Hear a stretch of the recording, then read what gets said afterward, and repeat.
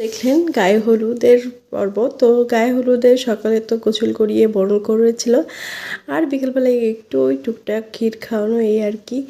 তো মেয়েটাকে একটু সুন্দর করে শাড়ি পরিয়ে দিয়েছি। আর ছোট্ট পুতুলটাকে কেমন লাগছে অবশ্যই বলবেন, আর মাশাআল্লাহ বলতে কিন্তু ভুলবেন না। নিজেও একটু শাড়ি পরেছিলাম, ওর সাথে একটু ছবি তোলার চেষ্টা করছিলাম, কিন্তু বান্দা তো ছবি তোলে না, ছবি আসলে তুলতে চায় না।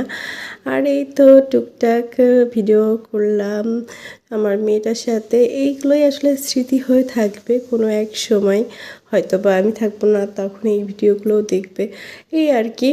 তো যাই হোক, ওকে শাড়ি পরে কিন্তু আমার খুব ভালো লাগছে। মাশাআল্লাহ মাশাআল্লাহ অবশ্যই বলবেন। তো আমরা আসলে গায়ে হলুদে যাওয়ার আগে ঘুরতে গিয়েছিলাম ওর বাবার সাথে মোটরসাইকেলে আর কি।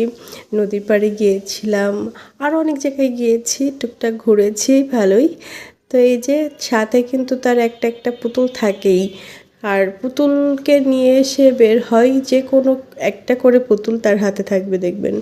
তো এই যে সে ঠোঁটে লিপস্টিক দিয়ে কিন্তু আর কথা বলতে পারছে না, মনে হচ্ছে কি দিয়েছে। আবার ওটা না দিলেও তার চলবে না, মাম্মার সমস্ত মেকআপ লিপস্টিক এগুলো তার ইউজ করতে হবে।